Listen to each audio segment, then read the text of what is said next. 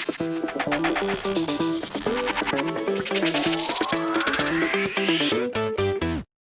Chicago Bears right now have a chance to turn around their season in a primetime matchup against the Los Angeles Rams. What's up, guys? I'm back with the Bears weekly prediction videos, and this time we got a Week 10 matchup against the Los Angeles Rams in LA on primetime football on Sunday night, okay? The last time we had Chris Collinsworth and Al Michaels commentating our game, it did not go very well. We kind of embarrassed ourselves in front of the national audience, in front of literally every football fan ever. So the last time we had those guys commentating for us in the Sunday Night Football, theme and everything, it did not go very well. But we are hoping that we can turn it around this time, okay? Because the Bears last weekend, they got a very big win, okay? I'm not gonna sugarcoat it and say that it was an impressive win at all, because it was definitely not impressive in the slightest to beat the Detroit Lions without the starting quarterback, with the horrible defense they had, to only win by 7.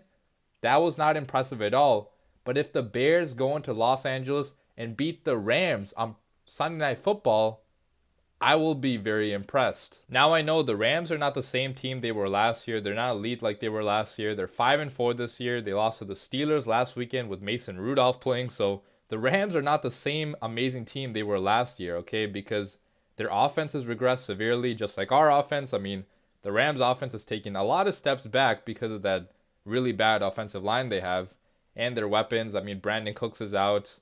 Todd Gurley has not been doing that well with his knee injury or whatever he has. I mean, the Rams have not been able to get a run game going for a good portion of the season, just like us. So there are a lot of similarities between the Rams offense and our offense. But, I mean, considering all of that, I would still be impressed with the win over the Rams, because the Bears absolutely need a win at this point, okay? We need to win out the season, and starting with a pretty impressive victory against a team that is still, I mean, it's still not horrible, right? It's still above average. If we can win against that team on Sunday Night Football, then I would feel better about our chances of winning out this season. You guys all know what happened the last time the Bears played this Rams team, right?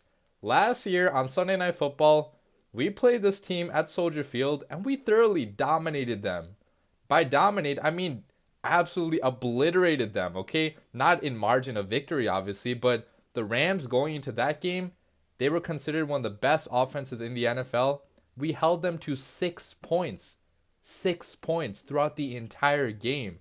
It was one of the most impressive Bears victories I've ever seen this decade, okay? I'm not even exaggerating, because the Rams were so good that season and we just completely shut them out. So I know the situation is a lot different this year. I mean, this time they're in Los Angeles, so it's going to be a lot warmer than it is in Chicago, obviously, and Jared Goff plays better in the warm weather, so that's going to be a benefit to him. And also, our defense has not been the same defense it was last year, okay? If you look at the stats, the sacks are down.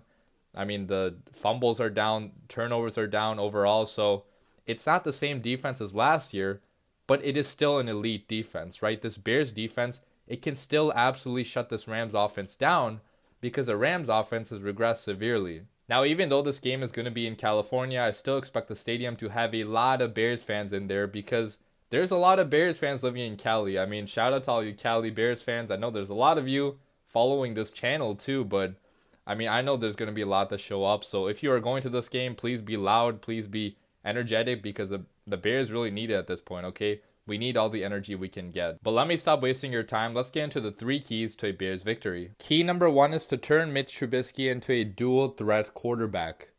Matt Nagy, please, if I could ask anything of you, just one thing for you to change in this offense, it would be to use Mitch Trubisky's mobility to your advantage. You're not calling enough plays to get Mitch Trubisky out of the pocket. You're not calling enough designed QB runs.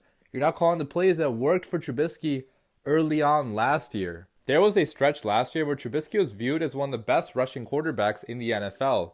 Opposing defenses legitimately thought that he was a dual threat quarterback because he was taking off so often and he was gaining so many yards on the ground. I mean, it was clearly working for him.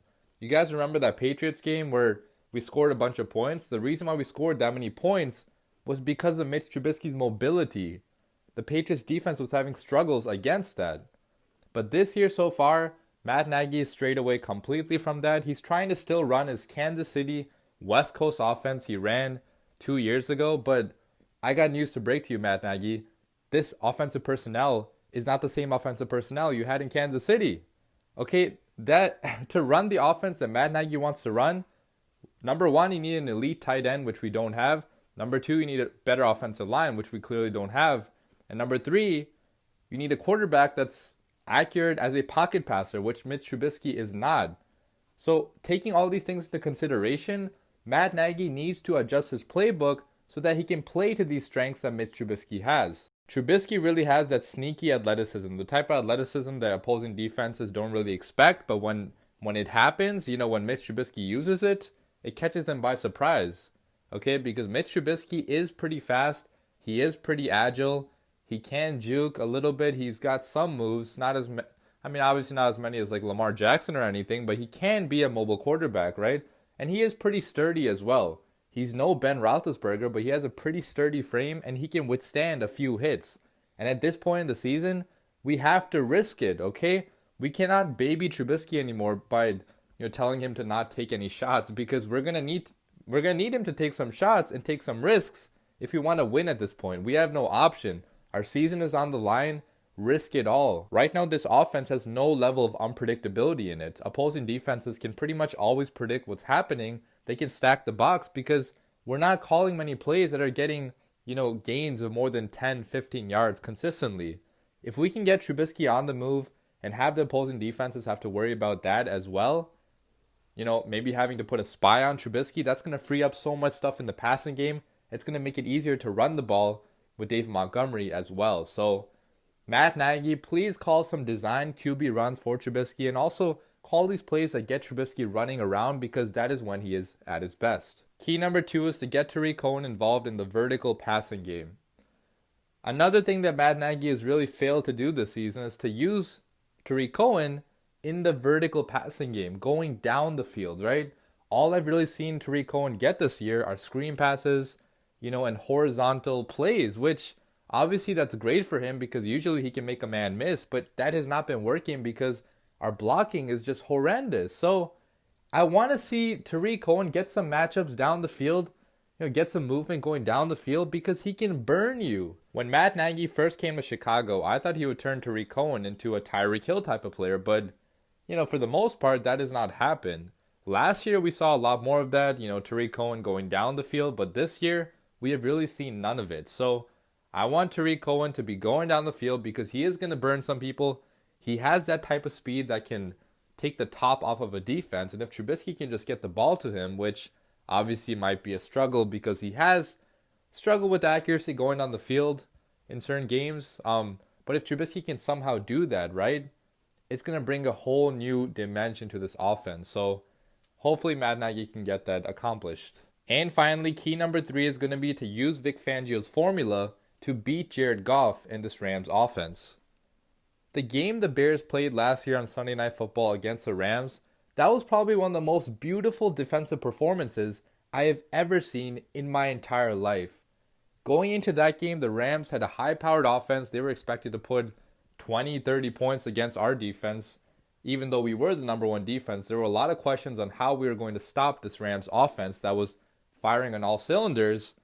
But Vic Fangio called a game plan that completely exposed Jared Goff and that Rams offense. I mean, we pretty much almost had a shutout going, okay? Yes, we did allow some points later on, but for the good portion of the game, the Rams could not get anything going on offense. Flash forward 1 year later, and I think we can use the same exact game plan that Vic Fangio used to beat Jared Goff again. And obviously, I know that Sean McVay and Jared Goff, they're going to change things up. It's not going to be the same exact plan. They're obviously going to call different plays. They're going to have a different plan of attack against our defense this time. But you have to keep in mind that this Rams offensive line is much worse this year than it was last year. Okay, and they're also missing Brandon Cooks, a pretty big weapon they have. And Jared Goff has not been having a good year overall. So taking all these things into account, even with Sean McVay and Jared Goff changing things up, I think if we use the same exact game plan, we can obliterate this Rams offense. Vic Fangio, what he did last year, he pretty much tried to bait Jared Goff into making silly mistakes by only giving him checkdowns, okay? The checkdown for Jared Goff was open pretty much throughout the entire game last year, but Jared Goff, throughout his career, he's tried to do a little bit too much with the ball at certain times. And Vic Fangio, knowing that, he brought a heavy pass rush every single down, and he relied on the secondary to force those turnovers and to pounce on those mistakes, which is really what changed the game, okay? That turnover differential, that really switched the game entirely because our offense was not doing good at all that game, but with those turnovers, it was able to score touchdowns. I want Chuck Pagano to blitz the hell out of Jared Goff, put pressure in his face all night long, and if he does that, I think we're definitely going to win this game because our secondary is going to be ready to force those turnovers. Eddie Jackson has not gotten a pick yet this year. Maybe this is the game where he breaks out because you will expect Jared Goff to make some bad throws if there's pressure in his face. But there you have it. Those are the 3 keys to a Bears victory. Now let's get to my score prediction.